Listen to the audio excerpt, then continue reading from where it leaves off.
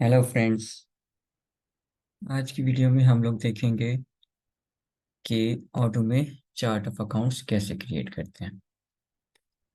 तो सबसे पहले जो चीज़ें हम डिस्कस करेंगे उसमें सबसे इम्पोर्टेंट बात ये है कि चार्ट ऑफ अकाउंट क्या होता है, चार्ट ऑफ अकाउंट क्यों क्रिएट किया जाता है, चार्ट ऑफ अकाउंट क्रिएट करने के कितने तरीके होते हैं, और सबसे आखिर में मैं आपको बताऊंगा कि रिकमेंडेड तरीका कौन सा है चार्ट ऑफ अकाउंट को इंपोर्ट या अपडेट करने का। तो चार्ट ऑफ अकाउंट असल में लिस्ट ऑफ अकाउंट्स होते हैं कि जो हमारे सिस्टम को रिक्वायर होते हैं ट्रांजैक्शंस को रिकॉर्ड करने के लिए।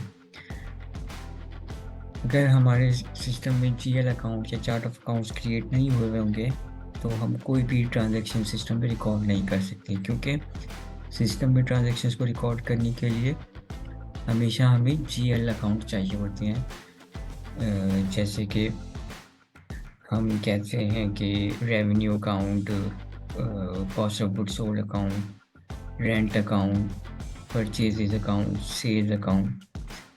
तो ये सारे जो जीएल अकाउंट होते हैं ये हमारे चार्ट ऑफ अकाउंट में रिकॉर्ड होते हैं। तो इसके बाद हम ये अब ज़रूरी इसी वजह से हैं क्योंकि इसके बगैर हम कोई भी ट्रांजैक्शन रिकॉर्ड नहीं कर सकते। तो हम सबसे पहले ऑटो में अपना चार्ट ऑफ अकाउंट्स को देख लेते हैं कि चार्ट ऑफ अकाउंट्स को हम एक्सेस कहाँ से कर सकते हैं। तो उसके लिए हमें अकाउंटिंग के मॉड्यूल में जाना पड़ेगा और यहाँ पे कॉन्फ़िगरेशन में जाके चार्ट ऑफ अकाउंट्स पे क्लिक करते हैं।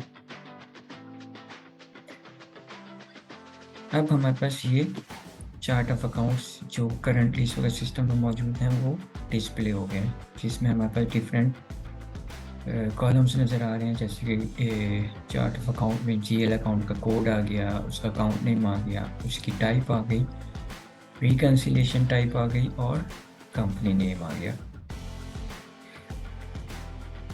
अब चार्ट ऑफ अकाउंट क्रिएट करने के मुख्तलिफ तरीके होते हैं।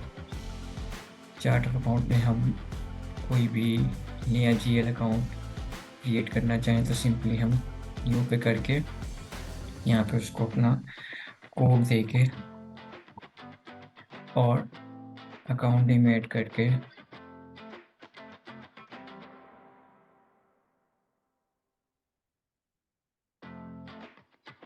उसकी टाइप बता देंगे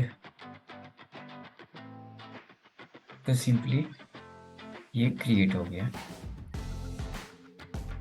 तो ये एक सबसे पहला तरीका हो गया जो सबसे सिंपल तरीका है, और ये तरीका उस वक्त यूज़ होता है कि जब हमने 2 से 3 नए जीएल अकाउंट क्रिएट करने हो या स्मॉल करेक्शंस करने हो। इसके बाद जो एक और तरीका होता है अपना चार्ट ऑफ अकाउंट क्रिएट करने का, वो ये है कि हम चार्ट ऑफ अकाउंट को इंपोर्ट भी कर सकते हैं।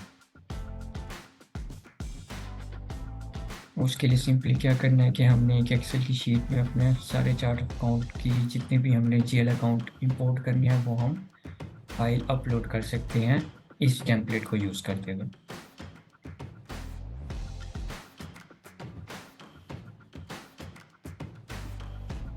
इसके बाद एक और तरीका होता है कि हम सिंपली स्क्रैच से चार्ट ऑफ अकाउंट क्रिएट करने के बजाय हम पहले से मौजूद चार्ट ऑफ अकाउंट को ही एक्सपोर्ट कर लें और उसके अंदर जो भी हमें करेक्शन रिक्वायर है वो हम करेक्शन करके और इसी चार्ट ऑफ अकाउंट को इंपोर्ट कर लें।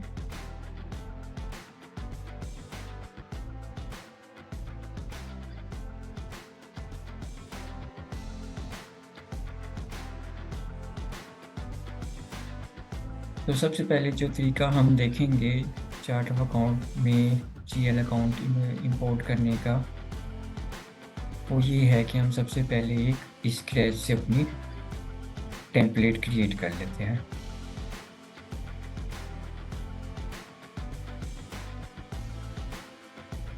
इसके लिए हमने एक टेम्पलेट क्रिएट कर लिया जिसमें हमने सबसे पहला कॉलम रखा है एक्सटर्नल आईडीज का, उसके बाद हमने अकाउंट कोड रख दिया,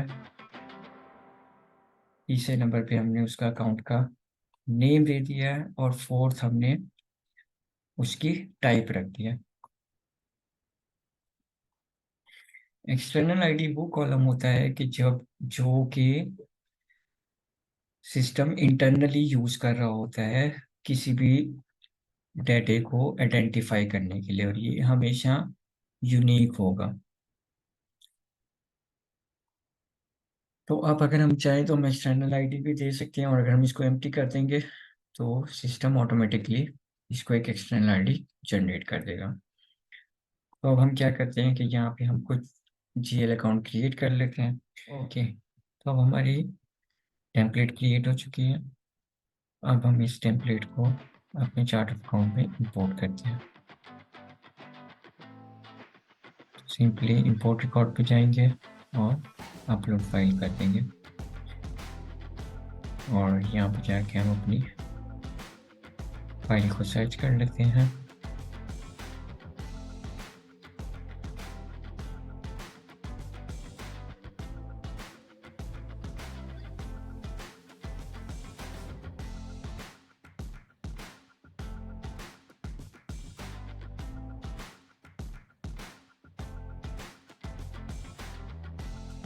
और अब ये देखिए हमारा टेम्पलेट इंपोर्ट हो चुका है। इसको अब हम टेस्ट करवा लेंगे। टेस्ट करवाना बहुत ज़रूरी है, इससे हमारी कंफर्म हो जाती है कि हमारी कोई चीज़ मिस तो नहीं है। तो अब इसमें वो बता रहा है कि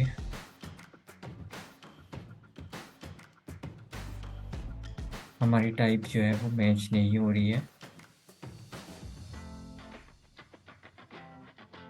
तो हम इसको क्रैक कर लेते हैं।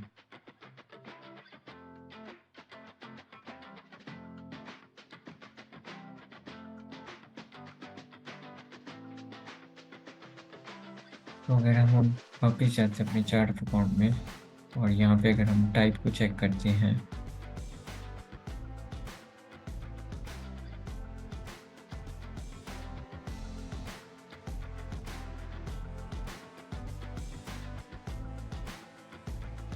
तो हमारे पास एक गलती जो हमने की है वो ये की है कि पेबल्स नाम का कोई भी टाइप नहीं है। तो अब हम इसको क्रैक कर लिए, और अब हम इसके बाद इसको दोबारा इंपोर्ट करते हैं।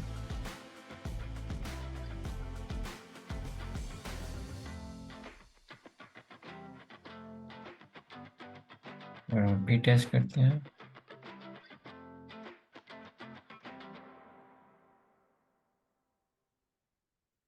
तो वो कह रहे हैं कि रेवेन्यू नॉट फाउंड। तो इसकी पॉसिबल वैल्यूज हम देख लेते हैं। तो हमारे पास इनकम टाइप का है रेवेन्यू के बजाय, तो हम इसको इनकम कर देते हैं, और इसको अब हम दोबारा सेव कर लेंगे। और अब हम इसको दोबारा लोड करते हैं फाइल, और इसके बाद इसको टेस्ट करते हैं।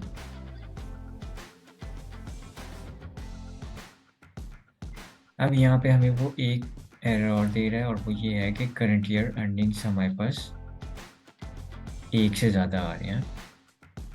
तो अगर हम इसको जाकर चेक करें और चार्ट ऑफ अकाउंट में जाते हैं, तो यहाँ पे अगर हम अपना देखें तो हमारे पास undistributed profit and loss current year earnings type का अकाउंट एक मौजूद है, जबकि अब हम एक और इंपोर्ट करवाने की कोशिश करें। तो यहाँ पे ये एक बहुत इंपॉर्टेंट पॉइंट हमेशा अपने ध्यान में रखना है कि हम करंट ईयर अर्निंग्स टाइप का सिर्फ एक अकाउंट क्रिएट कर सकते हैं, हम मल्टीपल अकाउंट क्रिएट नहीं कर सकते।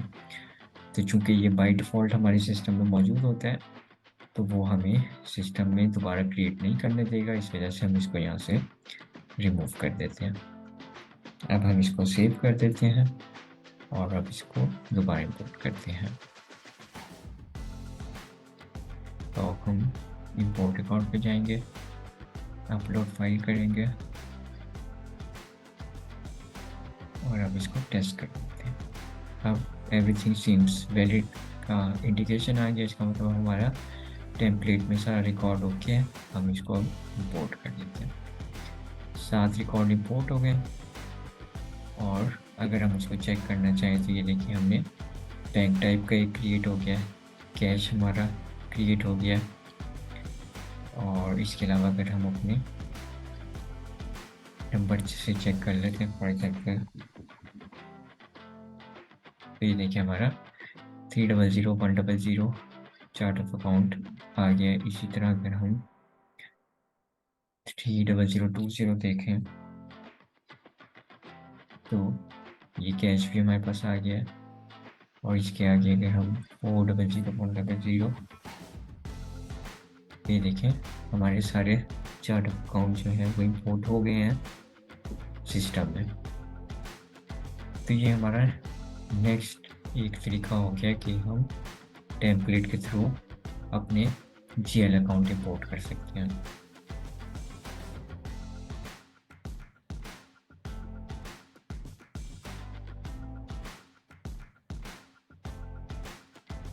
इसके बाद जो एक और तरीका है अपना जीएल अकाउंट्स को इंपोर्ट करने का, जो कि रिकमेंडेड वे भी है, बजाय इसके कि हम कंप्लीट चार्ट ऑफ अकाउंट को स्क्रैच से क्रिएट करें, उसके बजाय हम क्या करेंगे कि हमारे पास सिस्टम में जो चार्ट ऑफ अकाउंट ऑलरेडी मौजूद है उसको ही हम एक्सपोर्ट कर लेंगे। अब एक्सपोर्ट करके दोबारा इंपोर्ट करने के लिए ज़रूरी है कि हम यहाँ पे इस चेक मार्क को टिक कर दें। इसका बेनिफिट क्या होगा कि हम अपने नॉर्मल जो हमारी कॉलम्स हैं उसके साथ हम एक्सटर्नल आईडीज़ को भी इंपोर्ट कर लेंगे। तो उस एक्सटर्नल आईडी को इंपोर्ट करने का फ़ायदा ये है कि वो सिस्टम में जब हम दोबारा इंपोर्ट करेंगे तो बजाय इसके कि वो न्यू जीएल अकाउंट क्रिएट करने के, वो पहले से मौजूद जीएल अकाउंट्स को ही सिस्टम में अपडेट कर देगा, बजाय इसके कि डाटा अपेंड करने के बजाय उसको ही प्रीवियस डाटा को अपडेट कर देगा। तो सिंपली हम क्या करते हैं कि यहाँ पे हम अपनी फील्ड्स को इंपोर्ट कर लेते, एक्सपोर्ट कर लेते हैं सबसे पहले, और उसके बाद उसको इंपोर्ट कर लेंगे।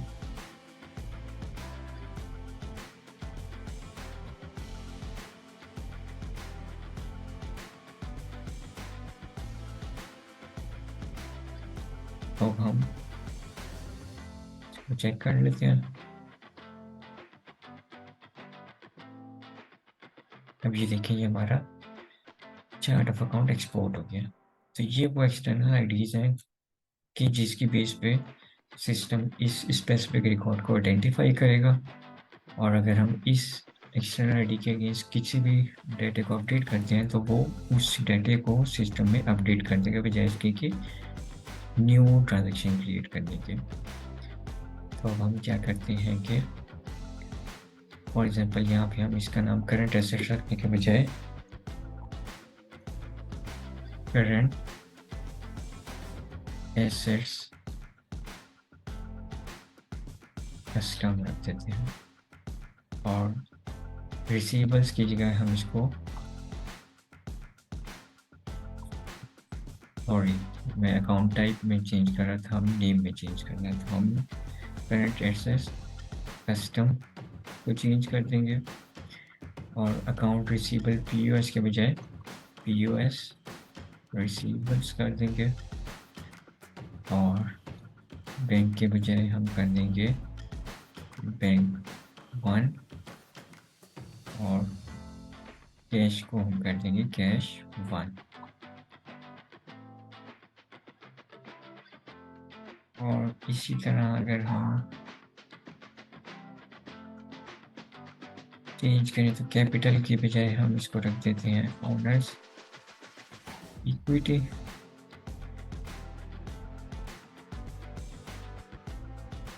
और इसी तरह यहाँ पे हम कुछ न्यू अकाउंट भी क्रिएट कर लेते हैं।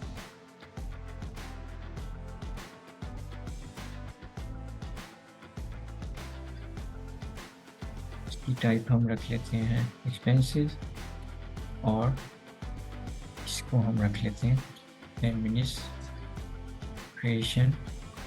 एक्सपेंसेस। अब यहाँ पे अगर आप देखिए हमने इसकी एक्सटर्नल आईडी मेंशन नहीं की, तो सिस्टम में जब हम इसको इंपोर्ट करेंगे तो ये ऑटोमेटिकली एक नया ट्रांजेक्शन क्रिएट करके उसको एक्सटर्नल आईडी असाइन कर देगी। इस तरह यहाँ पे हम एक और क्रिएट कर लेते हैं अदर इनकम टाइप का, अदर रेवेन्यू। अब हमारा ये चार्ट ऑफ अकाउंट बाकी हमें लगता है कि ओके है, और हमने जो अपनी कुछ इसमें माइनर एडजस्टमेंट्स करनी थी वो हमने कर ली। अब इसी चार्ट ऑफ अकाउंट को हम सेव करेंगे और इसके बाद हम इसको दोबारा सिस्टम में इंपोर्ट कर लेंगे।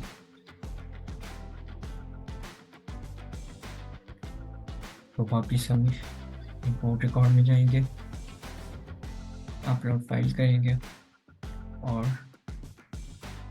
अपनी फाइल सिलेक्ट कर लेंगे।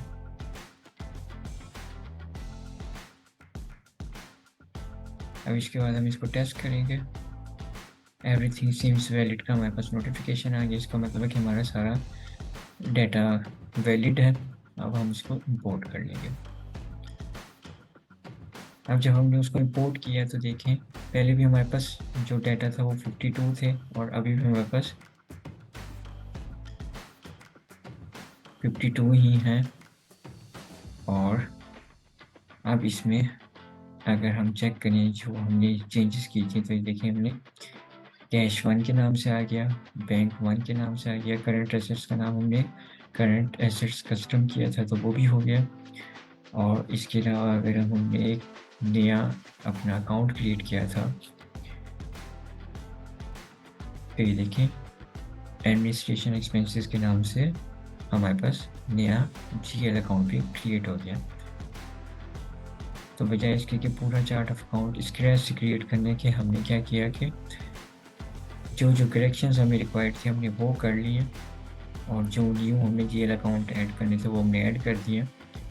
तो इससे हमारा previous chart of account he update हो गया।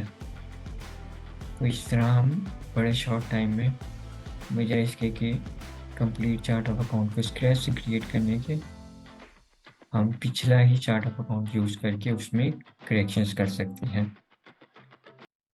आखिर में मैं एक दफ़ा फिर रिपीट कर दूं पूरा प्रोसेस कि आज की वीडियो में हमने देखा कि चार्ट ऑफ अकाउंट क्या होता है और ऑडो में हम कितने तरीक़ों से चार्ट ऑफ अकाउंट क्रिएट कर सकते हैं, और इसके अलावा हमने ये भी देखा कि हम अपने पिछले चार्ट ऑफ अकाउंट को अपडेट कैसे कर सकते हैं। सबसे आखिर में फिर मैंने आपको ये बताया कि चार्ट ऑफ अकाउंट को क्रिएट करने का या अपडेट करने का रिकमेंडेड मेथड क्या है, और फिर मैंने आपको टेम्पलेट क्रिएट करना भी इसके अंदर बता दिया। तो उम्मीद है कि आपने ये सारे मेथड्स बड़े अच्छे तरीके से समझ लिए होंगे, और अब आप इन डिफरेंट मेथड्स को यूज़ करके ऑटो के अंदर अपना चार्ट ऑफ अकाउंट को क्रिएट कर सकते हैं। उम्मीद है आपको ये वीडियो पसंद आई होगी, और अगर आपको ये वीडियो पसंद आई है तो लाइक शेयर कर दें और साथ ही इस चैनल को सब्सक्राइब कर दें। बहुत शुक्रिया।